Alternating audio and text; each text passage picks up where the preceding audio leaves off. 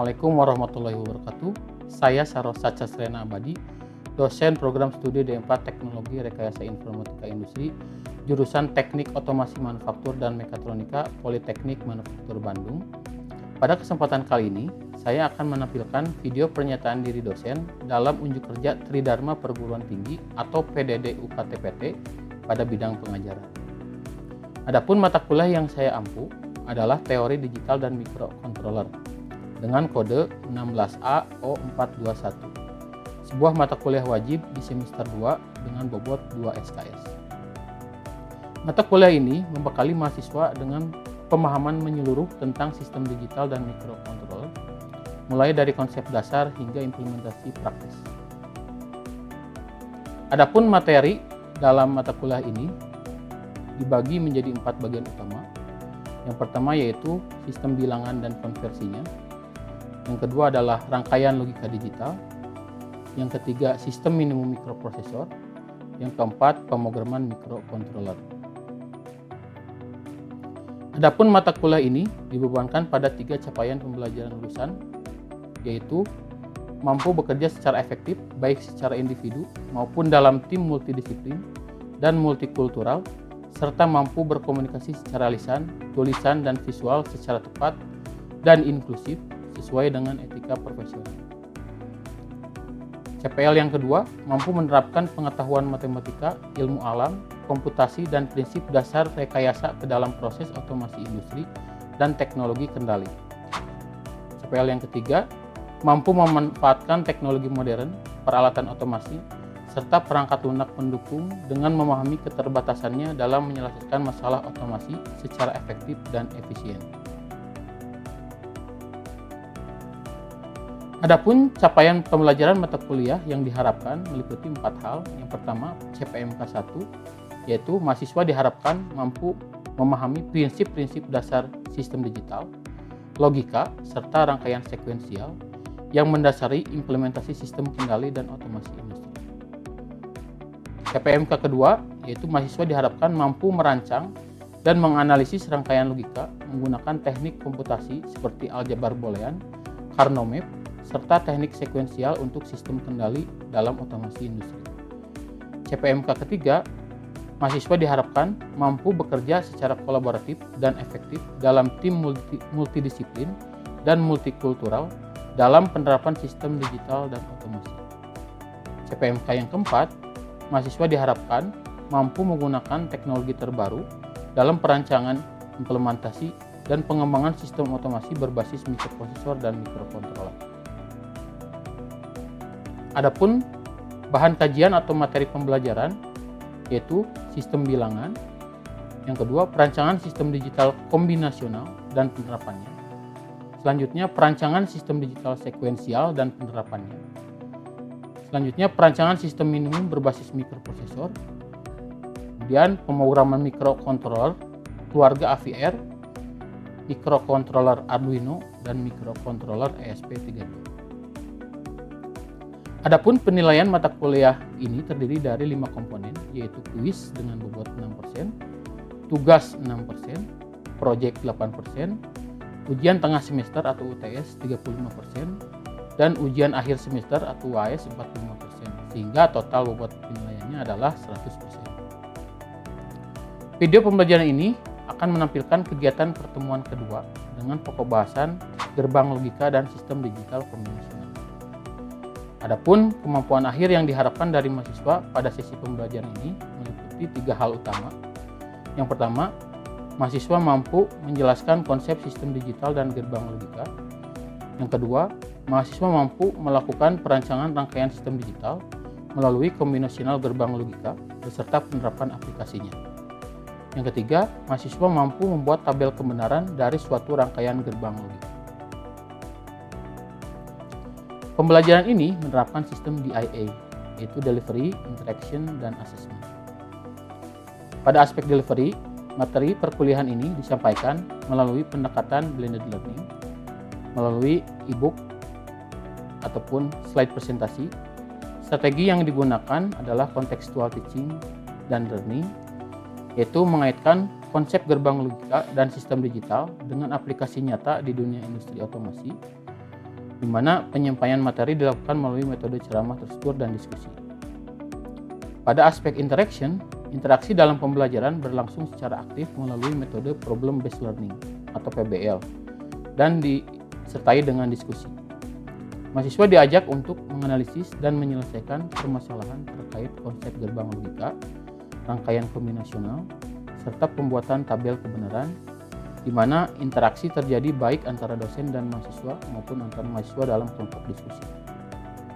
Terakhir, untuk aspek asesmen, penilaian pada pertemuan ini dilakukan melalui pengamatan partisipasi aktif mahasiswa dalam diskusi dan latihan soal di kelas. Kemudian, hasil belajar pertemuan ini berkontribusi pada komponen kuis dan tugas yang secara keseluruhan memiliki bobot masing-masing 6% dari total penilaian mata kuliah. Berikut ini adalah cuplikan video proses pembelajaran tatap muka mata kuliah Teori Digital dan Microcontroller. Selamat menyaksikan. Baik, Assalamualaikum warahmatullahi wabarakatuh. Waalaikumsalam warahmatullahi wabarakatuh. Oke, selamat pagi. Ya, hari ini pertemuan kedua ya, setelah minggu lalu kita sudah membahas mengenai konsep dari sistem digital gitu ya. Yang mana sistem digital itu kan saklek ya, hanya 0 dan 1 atau 0 atau sampai 5 volt. Tidak ada di antara itu. Yang di antara itu adalah sinyal analog ya. Jadi kalau misalkan sinyalnya 0,3, 1,7 berarti itu adalah sinyal analog. Tapi kalau hanya 0 dan 5 volt atau 0 dan 3,3 berarti itu adalah sinyal digital ya. Baik, sebelum ke materi hari kedua, kita akan absensi dulu ya, sebentar. Baik, kita mulai dari Kamal Gibran. Oke ya. Abian. Ya.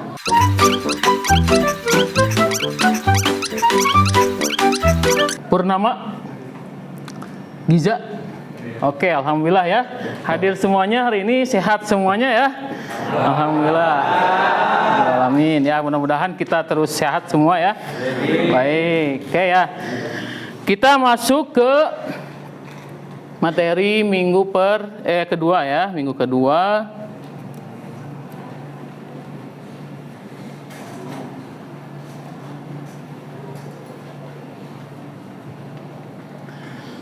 Baik, di minggu kedua ini kita akan membahas mengenai sistem gerbang logika ya, sistem gerbang logika yang mana itu adalah dasar dari semua rangkaian digital ya. Baik nanti kita menggunakan register, multiplexer, flip-flop atau memori sekalipun itu terbentuk dari gerbang logika gitu. Jadi kita harus memahami konsep mengenai fungsi dari gerbang logika gitu ya. Ada yang sudah tahu gerbang logika? Belum ya? Oke, sebelum ke sana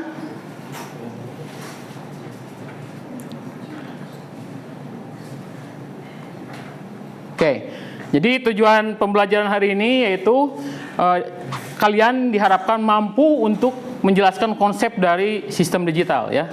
Kemudian mampu juga menjelaskan konsep apa yang dimaksud dengan gerbang logika gitu ya.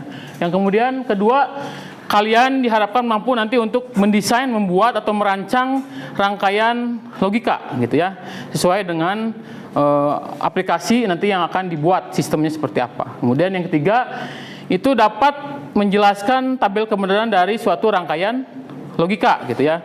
Jadi nanti ketika sudah membuat rangkaian logika, tahu tuh tabel kebenarannya gitu ya. Jadi tabel kebenaran bukan tabel kebetulan, betul ya? Oke. Nah, ini ya.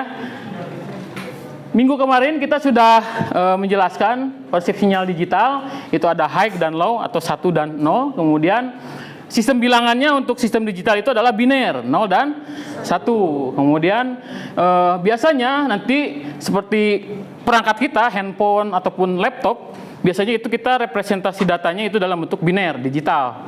Gambar kita, suara kita, atau video yang kita tonton sehari-hari itu adalah representasi dari data digital, biner. 1001, walaupun terlihatnya jadi terdengarnya suara, terlihatnya gambar, terlihatnya video, itu adalah sebenarnya representasi data dari sinyal digital 1, 0, 0, 1 dan seterusnya gitu ya. Nah, lalu apa yang dimaksud dengan gerbang logika? Kalau kita lihat, gerbang logika itu adalah komponen ya, komponen dari elektronika yang mempunyai lebih atau satu atau lebih dari satu gitu ya, masukan dan memiliki satu keluaran atau output. Gitu ya. Jadi komponen yang mempunyai satu atau lebih dari satu masukan dan mempunyai satu keluaran atau output ya. Dan nanti input atau outputnya dinyatakan dengan logika high atau low, 1 atau 0. Nah, ini dirancang biasanya menggunakan aljabar ball, penemunya adalah Josh Ball ya. Nah, lalu dasar gerbang logika itu sebenarnya ada 3 ya, konsep dasar dari gerbang logika. Yang pertama itu ada inverter, gitu ya. Inverter itu fungsinya adalah untuk membalikan nilai input. Kalau sebelum nilai inputnya adalah high, berarti outputnya menjadi low. Kemudian simbolnya di sini seperti ini, ada segitiga ya. Kemudian di ujungnya ada lingkaran. Nah, lingkaran itu artinya adalah inverter atau not ya. Nah, kalau kita lihat tabel kebenarannya di sini, jika input dari A itu sebelumnya low atau 0, maka outputnya akan high. Jadi sebaliknya. Kalau inputnya di sini 1, maka outputnya jadi 0. Nah, selanjutnya itu adalah ada logika AND atau DAN ya. Dan itu berarti logikanya keduanya harus terpenuhi gitu ya. Kalau misalkan di sini ada saklar gitu ya, kemudian ini outputnya ke lampu. Nah, kalau N itu berarti dua-duanya harus, ini misalkan S1, di sini S2, ini misalkan Y gitu ya. Nah, logika N itu adalah syaratnya dua-duanya harus high atau harus on ya. Berarti kalau kita lihat, dia akan bernilai 1 outputnya kalau dua-duanya 1 gitu ya.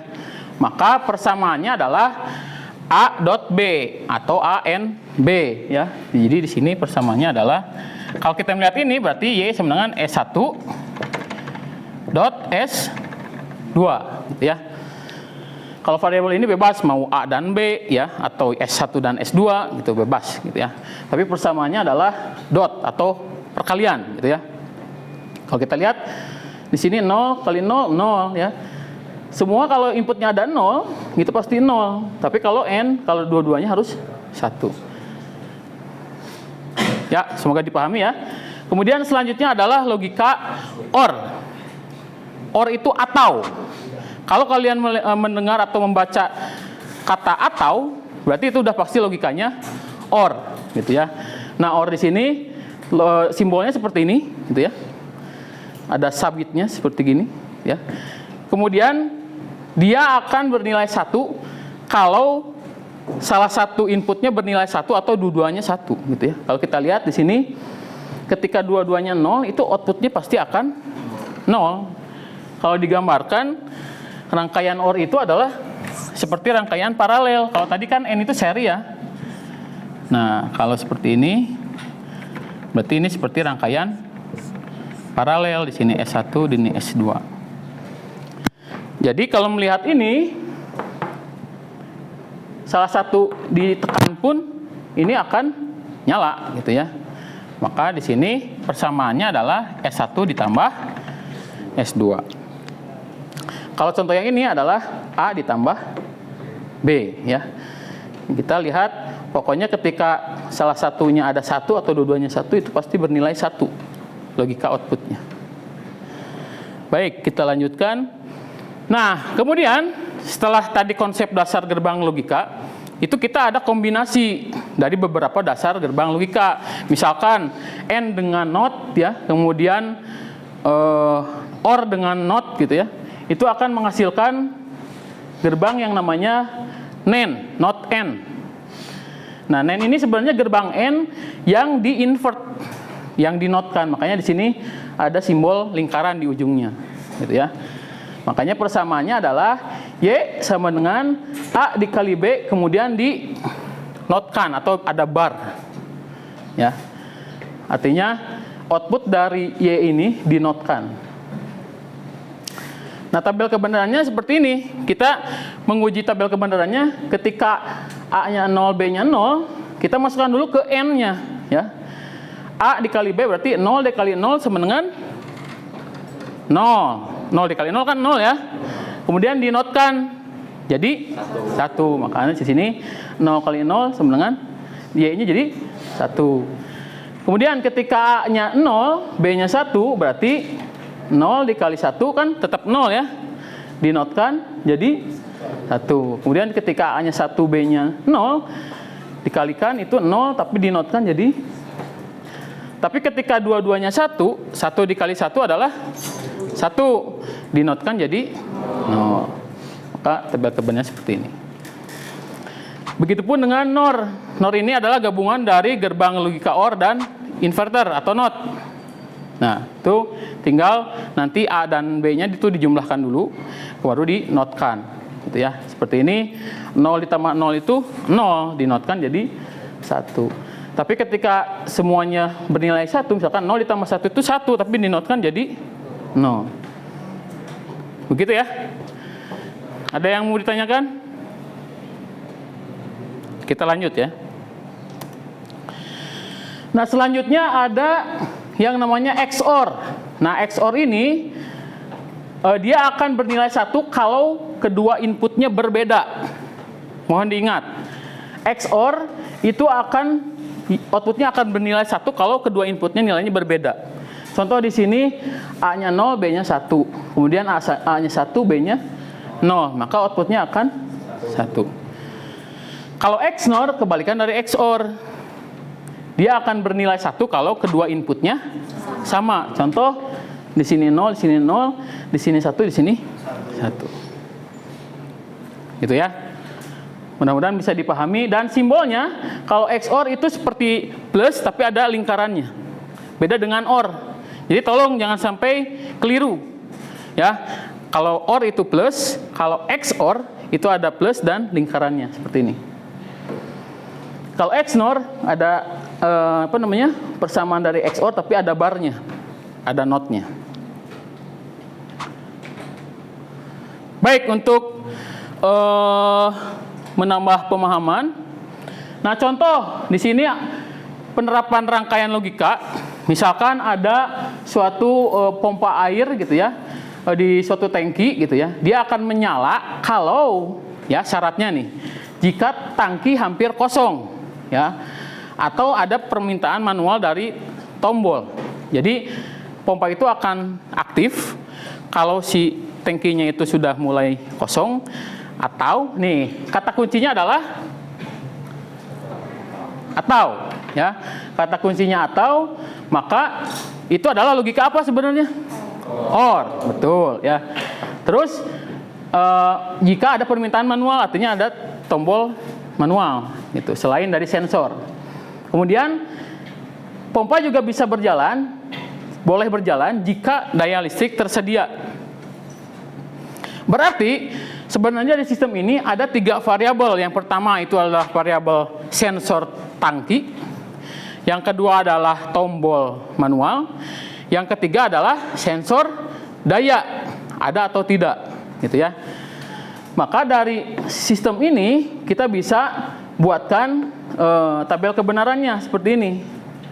Yang mana dari tabel kebenaran sistem ini, pompa akan nyala kalau ya tadi ya sensor itu aktif, ya sensor itu aktif.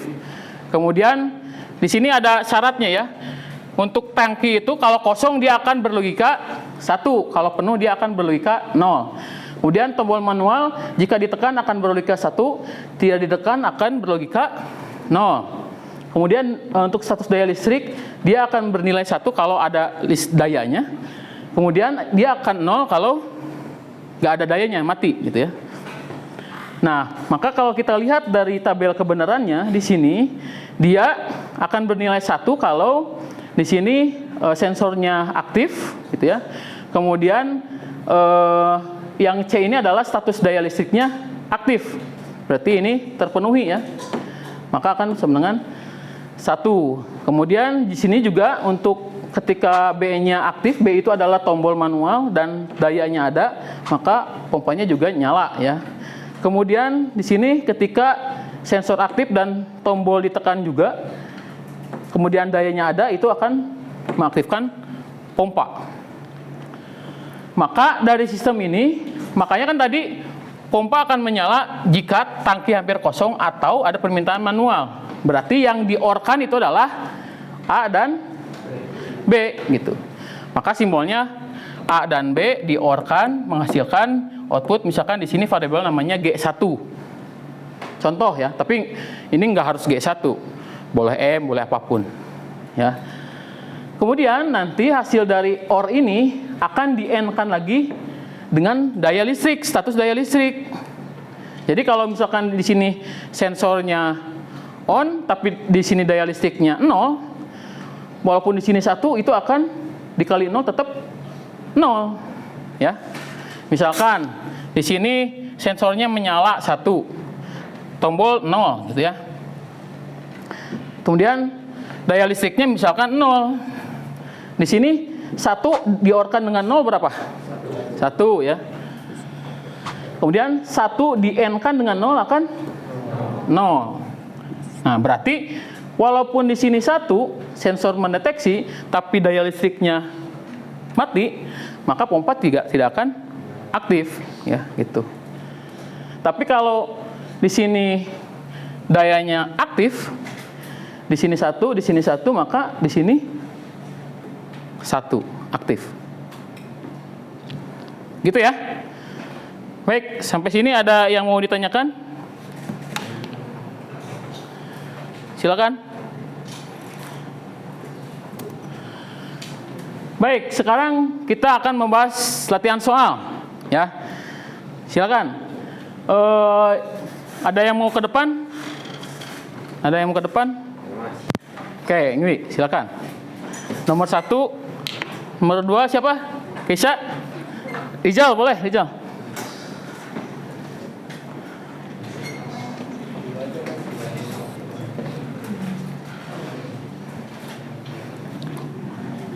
Silakan.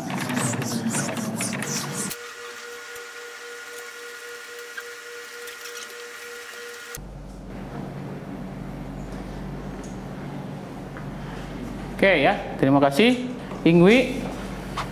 Nah, ini sudah betul ya. Kalau kita lihat di sini, kita buat dulu variabelnya sesuai dengan rangkaian yang ada di sini. Kita bisa membuat variabel di sini adalah B not ya. Nah, kemudian di sini ada F1, di sini F2 dan di sini F gitu.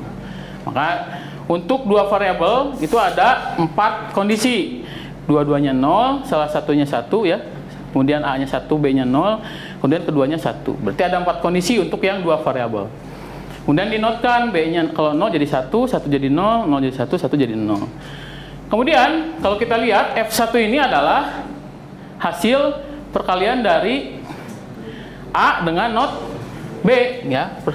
Di sini persamaannya A dikali not B, berarti 0 dikali 1 0. Kemudian 0 dikali 0 0. 1 dikali 1 1, 1 dikali 0 0. Itu baru F1. Sekarang F2. F2 itu adalah persamaannya A plus B ya. Berarti 0 ditambah 0, kemudian 0 tambah 1, 1 tambah 0, 1 tambah 1 ini. Nah, terakhir baru F itu adalah penjumlahan dari F1 dan F2. Kita tinggal jumlahkan 0 ditambah 0, 0, 0 ditambah 1, 1, 1 ditambah 1 juga 1, 0 ditambah 1 juga 1. Ya. Nah, berarti kalau kita lihat persamaan akhirnya apa ini? Coba Ingwi persamaan akhirnya.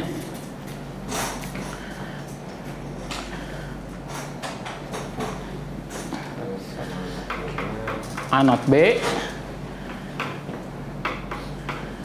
A not B ditambah, nah itu dikurungin dulu, A plus B ya, betul. Ya, jadi persamaannya adalah A not B ditambah A plus B. Baik, kita berikan aplaus untuk Ingwi. Nah, selanjutnya untuk Rizal. Nah, untuk 3 variabel berarti di sini ada 8, boleh duduk dulu Rizal. Jadi untuk 3 variabel itu ada 8 kondisi ya. Mulai dari 0, 1, 2, 3, 4, 5, 6, 7 ya. Kemudian kita sebenarnya bisa dulu buat dulu output di sini, misalkan di sini X gitu ya. Kemudian di sini adalah ini L ya, berarti di sini not L. Kemudian di sini M. Nah, kalau kita lihat di sini X itu adalah K diorkan dengan L gitu ya. Berarti harusnya di sini buat dulu persamaan X dulu ya. Ada kolomnya. Tolong tambahkan kolom dulu, Zal. Tolong tambahkan kolom dulu. X, kolom L dan kolom M.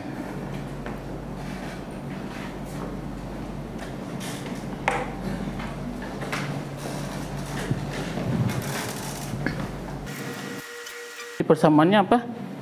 Y. Jadi Y sama dengan X itu kan berarti K dikali L ya. Ini K ditambah L ya. Nah, kemudian berarti Y sama dengan X ditambah not L ditambah M. Gitu ya.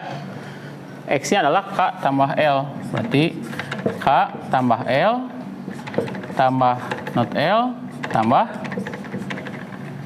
M. Gitu ya.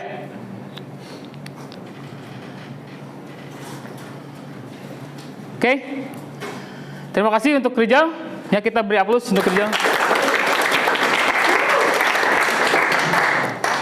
Tadi sudah dibahas mengenai dasar berbau logika, ya, bagaimana kita merancang rangkaian, kemudian menganalisis tabel kemudahan dari rangkaian logika, ya, kemudian memahami konsep bagaimana output dari suatu gerbang logika, ya. Nah, untuk pembelajaran hari ini kita akan laksanakan kuis ya, 10 soal. Itu nanti kalian bisa scan barcode ini, kemudian nanti silakan untuk diisi ya. Waktunya nanti akan muncul ya sesuai dengan yang ada di barcode ini, silakan diisi. Pelajaran untuk hari ini kita cukupkan sekian ya. Mudah-mudahan ada manfaat yang bisa diambil ya. Kita akhiri dengan ucapan hamdalah. Ya, assalamualaikum warahmatullahi wabarakatuh.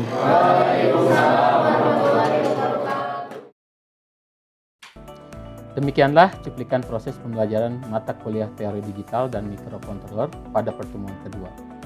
Seperti yang telah kita saksikan, penerapan prinsip delivery dan interaction melalui studi kasus mampu memicu antusiasme serta daya kritis mahasiswa di dalam kelas.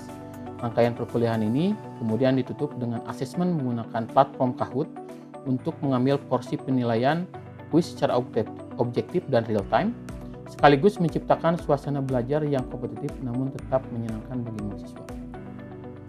Melalui rincian bobot penilaian yang terstruktur, mulai dari kuis, proyek kelompok, hingga ujian evaluasi tengah dan akhir semester, diharapkan proses penilaian kemampuan mahasiswa dapat berjalan secara adil, akuntabel, dan terukur sesuai dengan capaian pembelajaran mata kuliah atau CPMK yang telah ditetapkan. Saya mengucapkan banyak terima kasih kepada Bapak atau Ibu tim asesor sertifikasi dosen atas waktu dan perhatiannya dalam menelaah video uji kerja PDD UKT-PT bidang pengajaran ini. Semoga tayangan ini dapat memberikan gambaran yang utuh dan komprehensif terkait dedikasi serta kinerja saya sebagai seorang dosen. Akhir kata, saya mohon maaf apabila masih terdapat kekurangan. Wassalamualaikum warahmatullahi wabarakatuh. Salam sehat dan salam sukses untuk kita semua.